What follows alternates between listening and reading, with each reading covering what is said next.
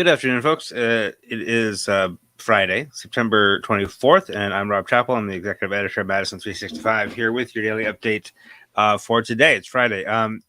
The first thing we got to mention today is that the update today is brought to you by Community Shares of Wisconsin, celebrating 50 years with their 50th anniversary Backyard Heroes. Today we honor Harold Gates and Ms. Charlie Daniel. Charlie and Harold greatly contributed to Community Shares of Wisconsin's work on equity and inclusion. Harold helped transform CSW into a more culturally competent organization, while Charlie worked to improve collaborations with groups run by people of color. Thank you, Harold and Charlie, the anniversary Backyard Heroes for this week. And thank you to Community Shares of Wisconsin for your support of Madison365 and the daily update. The COVID situation today is actually looking like legitimately better in a way that I believe is real, not just data anomaly. Okay. And I say that because this has been a steady improvement over the course of the entire week. Now, for me to breathe a full sigh of relief, I'm going to need more than a week. Right? I need to see cases going down for 3 or 4 weeks. And given that school is in session, university's in full swing, autumn is here, winter is coming. I'm not super optimistic that we've peaked, right? Unless we get a whole bunch more people vaccinated really quickly, I think things are going to turn again. So don't get too complacent. But for today, let's just take the win and say the news is good for today. 2,778 new cases today. That's a lot of new cases, but it's fewer than it was yesterday, and it was fewer than the day before that, right? So that's decent news. The 7-day average of cases also came down by about 50. 2,746 new cases on average over the past week. Now, the positive test rate is also down to 7.4. It was 7.5 yesterday, so not a big drop. But, only a couple of days ago, it was over 8. Again, that's the percentage of all the tests in the past 7 days that have returned positive results. 7.4% were positive.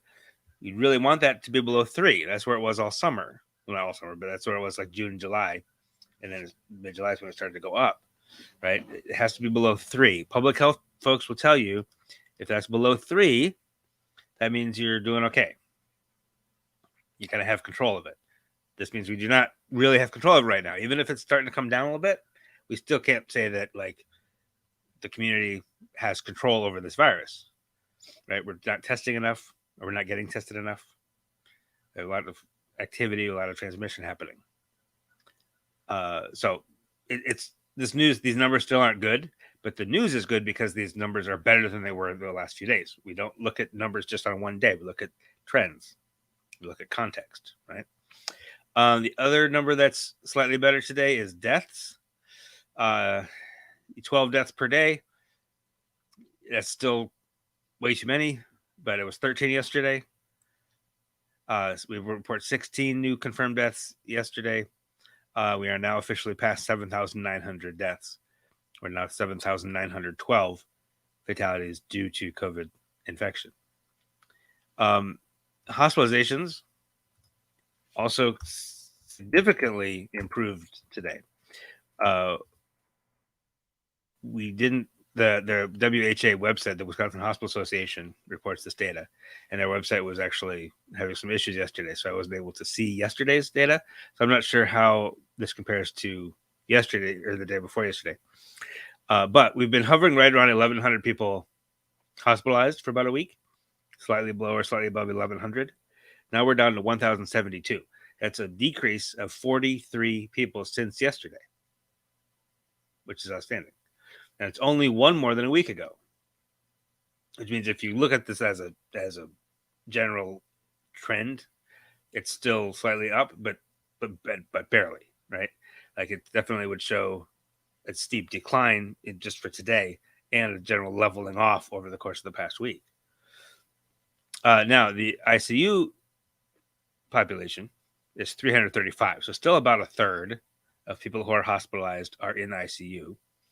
That's 4 more than yesterday, but only 2 more than a week ago. So again, that one, while the general trend is still upward, it's just barely. It's like, if you charted that out over the last couple of weeks, it would be almost a flat line, which is good, right? We want to see that start to come down, but we also like that it's not going back up. Last year, we peaked in mid-November at almost 2,300 people. And November 17th, we had 2,277 people hospitalized. That was the peak. Now, we are still ahead of where we were last year, right? We didn't hit 1,100 people till late October last year. So we're almost a month ahead in terms of hospital population. Like at this time last year, we were about 600 people. Now we're up almost 1,100. So that doesn't bode well, but the fact that we've leveled off, that our cases are starting to come down, we may have actually peaked early and peaked lower. It's also possible this is a momentary respite as people are getting more vaccinated, people are masking up, people are taking measures, right? And we might see another spike and we might repeat the peak from last year still. So don't breathe a sigh of relief yet. That's my hope, is that we don't say, okay, good, it's better now. We can go to the wedding where we can take our masks off or whatever. So still take it easy, still take it seriously, but the things are slightly improving, or at least indicating that they might improve again soon. Now, if you look at the big peaks over last year and the year at this time and later, you did see little fluctuations day to day, but the general trend lines are upward. So the fact that we're sort of leveling off and coming down a little bit today, it's good for today. It's good for this week. I'm not going to predict that it's going to continue, right? So keep that in mind. I'm not trying to scare anybody. I'm not trying to be pessimistic, but I also don't want to be overly optimistic either, because that leads to complacency, right? That leads us to let our guard down, which is what we don't want to do. All right, that's the COVID situation. We're going to take a short pause, and we'll be back with more local news, including some really cool, fun things you can do this weekend. Outdoor things, COVID-appropriate things. And we'll be back right after this with that. Stay with us.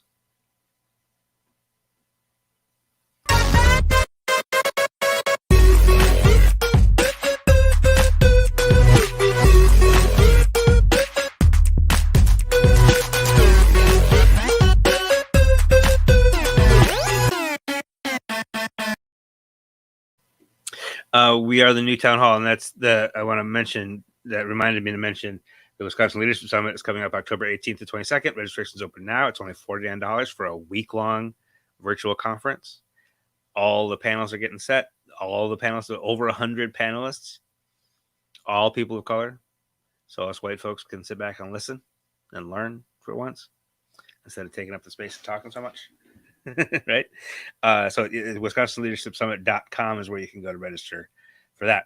All right, this weekend, Luna's Grocery on the south side in the Allied Drive neighborhood is having its second ever block party. It was going to be annual. They had one and they opened in July of 2019. I was there. It was really fun. I go to Luna's all the time. That's where I get my tortillas and my chile sauce and stuff like that.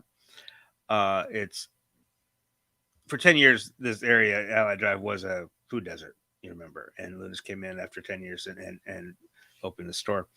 And there's ethnic food, there's regular groceries, it's all sorts of, I said that poorly. There's ethnic food of all sorts of ethnicities. There's groceries for anybody who wants to come by. There's meat, there's bread, there's the whole thing. But they also have this community connection, right? And so they're having these block parties. They were going to have one last year, didn't have it because of COVID. They're going to have one tomorrow. and it's gonna be a lot of fun. It's gonna be music and dancing and food and all sorts of ethnic foods from all the whole Latin America, not just Mexican food, but like Ecuadorian food and Costa Rican food, all sorts of fun stuff. The other thing that's happening tomorrow on the near west side is the Good Neighbor Festival. You might be aware, I was not, that September 28th is Good Neighbor Day. So the 13th district in Madison, Alder Tag Evers, hosts the Good Neighbor Gathering on the site in Brittingham Park. It's noon to 5. There'll be a Caribbean band, steel drum ensemble, and DJ, and lots of food and fun. It's alcohol-free, family-friendly event at Brittingham Park. Also, you might be aware that there's a Forward Madison home game. There's only 3 left. There was only 2,700 people at the last one. That stayed in the stadium that holds 5,000. There was a home Badger game, which probably had something to do with it. So go to that match. It's going to be a lot of fun. I'm going to be there. It's a big one. If they win that one, they'll be in 3rd place on the table. And, well on the way to the playoffs. One other news item for you today. There's going to be a hearing next week on the new name of Memorial High School. It's still, still going to be called Memorial High School. It's part of the deal.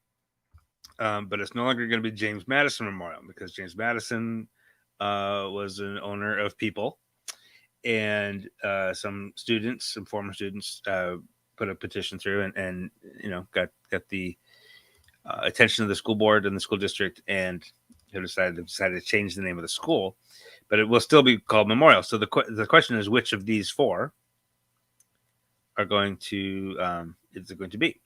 Is it going to be Darlene Hancock Memorial High School? Darlene Hancock being a longtime educator. Vel Phillips Memorial High School.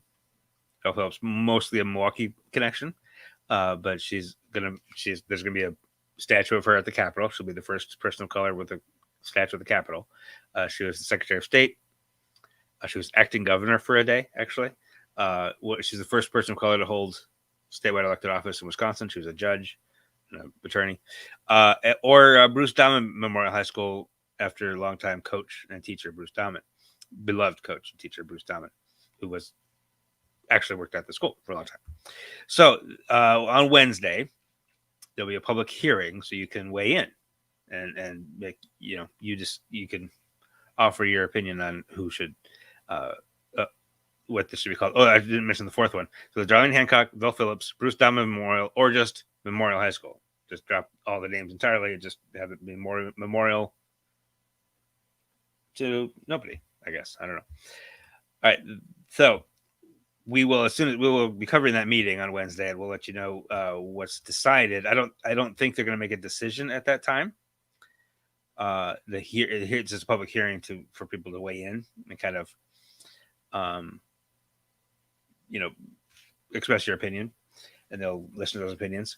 There's also an online forum where you can weigh in if you want to. All that is on Madison365.org right now. All right, that's all I have for you today. It is Friday evening. I hope you have a wonderful weekend. I hope you're able to get out either to Luna's or to the Good Neighbor Festival or to the Fort Madison match, or wherever it is that you like to spend your time on the weekends with your family and your friends. But doing so, taking care of each other, being kind to each other, and still working to get through this whole thing together. All right. Have a wonderful weekend. We'll talk to you Monday. This is 365 Media.